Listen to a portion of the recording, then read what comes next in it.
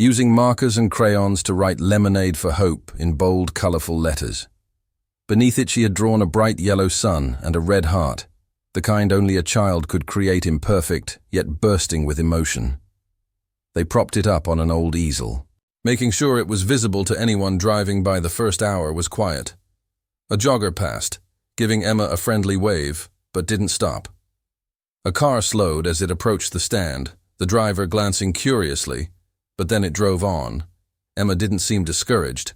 She adjusted her hat and poured herself a small cup of lemonade, sipping it carefully as she waited around mid-morning. The first customer arrived. Mrs. Henderson, an elderly woman who lived 2 houses down, shuffled toward the stand with her cane, tapping softly against the pavement. "Good morning, Emma," she said, her voice warm and gentle. "Good morning, Mrs. Henderson," Emma replied, her face lighting up. "Would you like some lemonade? It's $1 a cup." Mrs. Henderson smiled and pulled a $10 bill from her purse. "I'd love some, sweetheart. Keep the change." "Okay."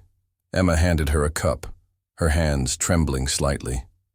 "Thank you so much," she said, her voice filled with genuine gratitude as Mrs. Henderson walked away. More neighbors began to arrive. A young mum pushing a stroller stopped to buy a cup. Then came a group of kids from Emma's school dragging their parents along. They brought energy and laughter to the stand, chattering. Excitedly, they bought lemonade and asked Emma about her sign. "It's for my chemo," Emma explained simply. Her honesty was disarming, and more often than not, customers would slip an extra bill into the donation jar, touched by her courage. By noon, word had spread. Cars started pulling over, and drivers stepped out to buy lemonade and chat with Claire, who was now sitting in a lawn chair nearby. The air was filled with the smells of fresh-cut grass and the sounds of children's laughter, but all eyes were on Emma's stand. The highlight of Emma's day came when Mr. Alvarez, the neighborhood mailman, arrived. He was a familiar face, always quick with a joke or a kind word. That day, he approached the stand with his usual cheerful grin. "How much for a cup, Emma?" Mr. Alvarez asked, already pulling out his wallet. "It's $1, Emma replied, pouring a cup and handing it to him. Mr. Alvarez took a sip, smacked his lips dramatically, and said, "This is the best lemonade I've ever had. Here's $20. Keep up the good work, kiddo." Emma giggled, her spirits soaring. For the first time in months, she felt like more than just a girl battling an illness. She was making a difference, 1 cup of lemonade at a time. The crowd grew steadily. Throughout the day, and by mid-afternoon, the donation jar was almost full. Claire couldn't hide her emotions as she watched her daughter. Emma was the kind of child who could fill a room with her laughter. Her imagination had no limits, and she loved painting whimsical scenes on scraps of paper. But about a year ago, everything began to change. It started subtly.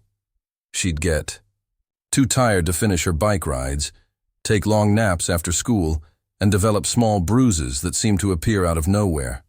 At first, her parents thought it was just a phase. "She's probably just growing," her dad, Brian, had said, trying to reassure Claire.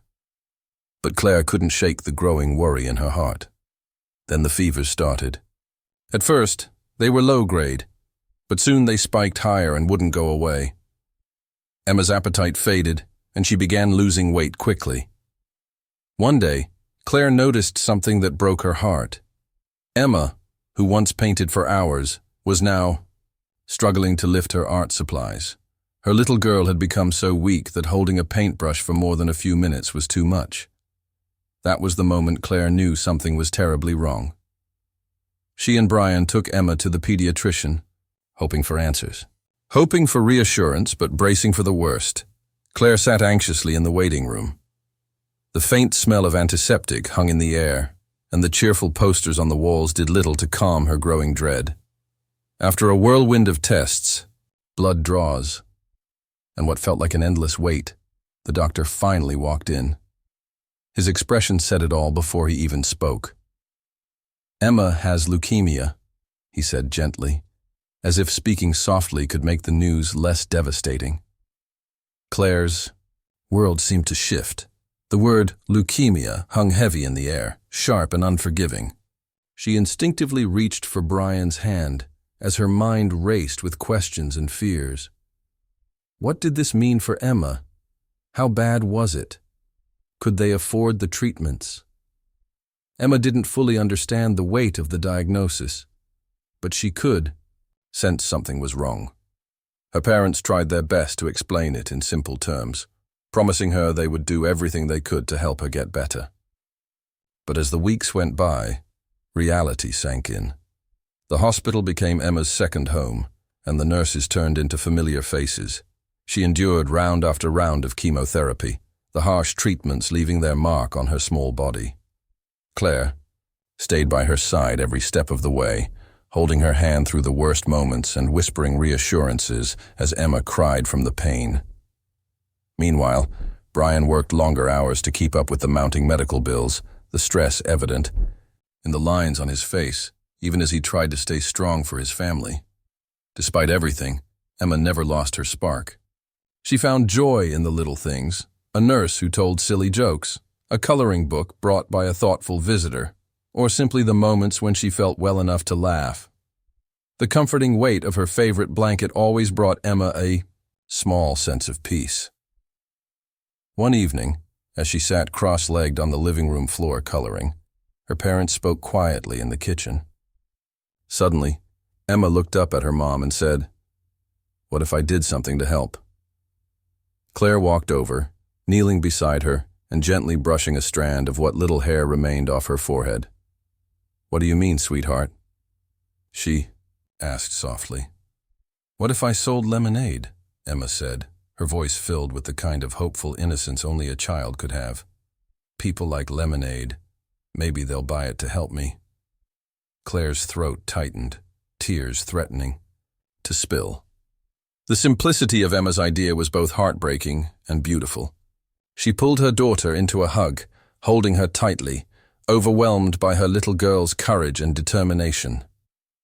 Claire hugged Emma tightly, her voice breaking as she said, "That's a wonderful idea, honey. We'll make it happen." The very next day, they got to work. Emma sketched a design for her sign, her small hands carefully drawing bright, bold letters that reflected her determination. Meanwhile, Claire gathered the supplies they needed. Despite the daily pain Emma endured, she poured her heart into every detail, truly believing her small act could make a big difference. What Emma didn't know was that her lemonade stand wouldn't just help her, it would bring her whole community together in ways no one could have imagined. By Saturday morning, Emma's dream of a lemonade stand became a reality. The sun rose early, casting long shadows